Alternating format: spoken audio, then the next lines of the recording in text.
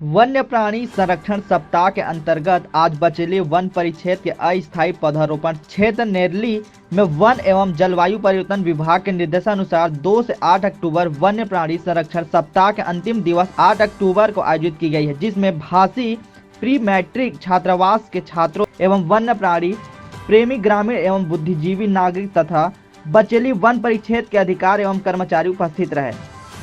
आज क्या होता है, आज हमारे यहाँ एक छोटा सा पौधा निकलता है, थोड़ा सा घास निकलता है, हम तुरंत एक रापा उठाते हैं, छील के खत्म कर देते हैं उसको। ठीक है, हमारा मानना है कि भाई वो हमारा दुश्मन है। झाड़ी देख के हमको डर लगता है, उसके अंदर कुछ। बहुत बढ़िया, बहुत बढ़िया। अच्छा, और क्या मारते हो? गुले गुले लेके चिड़िया मारते हो? बहुत बढ़िया। क्यों मारते हो चिड़िया? खाने के लिए मारते हैं हम, है ना? ठीक है, क्या होता है, एक काम बताओ। अगर मैं ये बोलूं कि आप चिड़िया को अगर खत्म कर दोगे तो आप क्या खत्म तो जंगल खत्म, कैसे? जो कोई भी फल खा के उसका बीज कहीं पर फेंक देता है। बहुत बढ़िया। कभी पीपल या बरगद का पेड़ उगाए हो?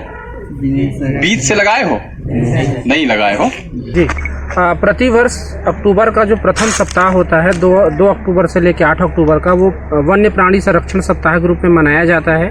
क्योंकि आज 8 अक्टूबर है, आज इस कार्यक्रम का समापन दिवस है। हमने यहाँ पे जो बच्चे हैं, स्थानीय बच्चे, प्री मैट्रिक हॉस्टल के बच्चे हैं भांसी, उनको बुलाया गया है और उनको जो है नर्सरी हमने विजिट कराया। अभी हम उनको जो सड़क किनारे ले जाएंगे और जो बच्चे जो उनको बंदरों को जो भोजन खिलाया जाता है, बाहरी भोजन, उसके दुष्परिणाम क्या है उसके बारे में हम उनको बताएंगे। और जो यहाँ से जो लोग गुजरते हैं गाड़ियों में, उनको भी थोड़ा सा रोक कर हम उनको पॉम्पलेट वगैरह देंगे इन्हीं बच्चों के माध्यम से, ताकि ये तो सीखे, साथ में जो है इनको जो है लोगों को सिखाना कैसे है वो इनको पता चलेगा।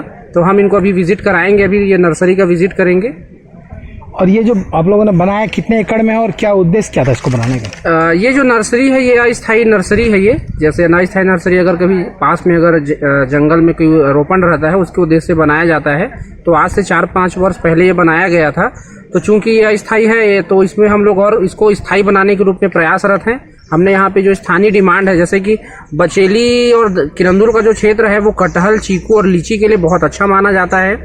तो मैं यहाँ पे कटहल के बहुत सारी प्रजातियों को मैं यहाँ तैयार कर रहा हूँ और मैं चाहूँगा कि यहाँ के किसान जो है बड़ी मात्रा में, किसान और यहाँ के जो स्थानीय निवासी हैं वो लोग अपने घरों में बड़ी मात्रा में लगाएं और इसका अच्छी पैदावार ले सकते हैं इससे।